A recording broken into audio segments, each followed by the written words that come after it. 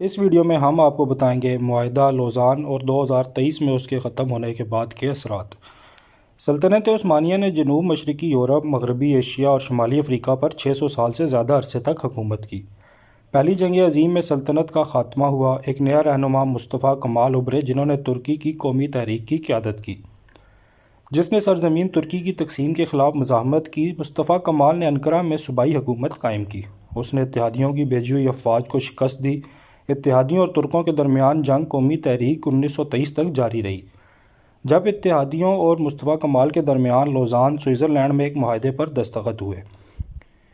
یہ معاہدہ لوزان کے معاہدے کے نام سے جانا جاتا ہے۔ اس نے جدید دور کے ترکی کی سرحد کی حد بندی کی۔ معاہدہ لوزان کے تحت ترکی نے سلطنت عثمانیہ کے باقی ماندہ تمام دعوے ترک کر دیے اور بدلے میں اتحادیوں نے اپنی نئی سرحدوں کے اندر ترکی کی خود مختاری کو تسلیم کر لیا۔ خلافت عثمانیہ کا نظام ختم کر دیا گیا۔ آخری خلیفہ کو اپنے خاندان کے ساتھ جلا وطن کر دیا گیا۔ ان کے اثاثے ضبط کر لیے گئے۔ مذہب اسلام پر پابندی لگا دی گئی اور ترکی کو سیکولر ریاست بنا دیا گیا۔ اس معاہدے کے مطابق ترکی کو اپنا تیل کھودنے اور تلاش کرنے کی اجازت نہیں دی گئی اور طے پایا کہ اسے اپنی ضروریات کے لیے دوسرے ممالک سے تیل درآمد کرنا ہوگا۔ یورپ اور ایشیا میں قدرتی سرحد کے طور پر موجود ابنائے باسفورس کو بین الاقوامی گزرگاہ قرار دے دیا گیا، جس کے بعد ترکی بحری جہازوں پر ٹیکس لگانے سے محروم کر دیا گیا۔ 2023 میں کیا ہوگا؟ بین الاقوامی قانون کے مطابق لوزان کا معاہدہ 2023 میں ختم ہو جائے گا۔ جیسا کہ قانون میں کہا گیا ہے کہ کسی بھی معاہدے پر 100 سال سے زیادہ عمل نہیں کیا جا سکتا۔ صدر اردوان نے بھی کئی بار کہہ چکے ہیں کہ ترکی 2023 کے بعد ایک نئے دور میں داخل ہوگا۔ ترکی اپنا تیل خود نکال سکتا ہے۔ صنعتی انقلاب کے بعد سے تیل دنیا کا سب سے اہم توانائی کا ذریعہ بن گیا ہے۔ اس کی مصنوعات جدید معاشرے کی بنیاد رکھتی ہیں۔ یہ بنیادی طور پر بجلی کی صنعت کو توانائی فراہم کرتا ہے، گھروں کو گرمی دیتا ہے اور گاڑیوں اور ہوائی جہازوں کے لیے ایندھن فراہم کرتا ہے۔ مشرق وسطیٰ کے کئی ممالک جیسے سعودی عرب اور ایران کی معیشت کا انحصار صرف تیل کی برآمد پر ہے۔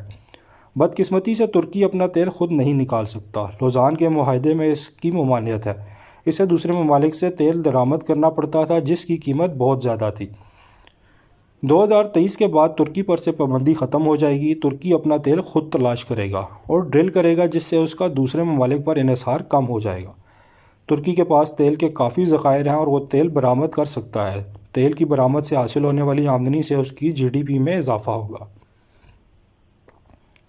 ترکی ابنائے باسفورس پر ٹیکس لگا سکتا ہے۔ ابنائے باسفورس دنیا بھر میں تجارت کو کنٹرول کرتا ہے۔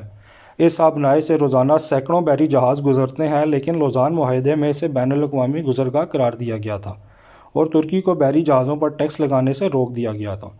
2023 کے بعد ترکی سمندر پار کرنے والے بحری جہازوں پر ٹیکس عائد کر سکے گا۔ ابنائے باسفورس ترکی بحر اسود اور بحر مارمورا کو ملانے کے لیے ایک منصوبہ بنا رہا ہے، جس کا مقصد ابنائے باسفورس میں بحری ٹریفک میں آسانی لانا ہے۔ مکہ اور مدینہ پر اپنے علاقے کا دعویٰ۔ ترکی مکہ اور مدینہ منورہ پر اپنے علاقے کا دعویٰ کر سکتا ہے۔ یہ بات اب بعید از قیاس لگتی ہے، لیکن ترکی چاہے تو سعودی عرب، لیبیا، مصر، سوڈان، عراق، قبرص اور لیونٹ پر اپنے علاقے ہونے کا دعویٰ کر سکتا ہے۔ اس دعوے کی بنیاد یہ ہوگی کہ مکہ مکرمہ اور مدینہ منورہ خلافت عثمانیہ کا حصہ تھے، لیکن معاہدہ لوزان کے باوجود مکہ مکرمہ اور مدینہ منورہ کی نگہبانی حاصل کرنا ترکی کے لیے ناممکنات میں سمجھا جاتا ہے۔ مصطفیٰ کمال نے ترکی کو سیکولر ملک بنایا تھا۔ دوسری جانب موجودہ صدر طیب اردوان اسلام پسند رہنما سمجھے جاتے ہیں، جنہوں نے آیا صوفیہ کو عجائب گھر سے دوبارہ مسجد میں تبدیل کیا۔ اردوان نے اعلان کیا ہے کہ ترکی 2023 میں اپنے ہدف تک پہنچنے پر پورے خطے کے مستقبل کی تشکیل کرے گا۔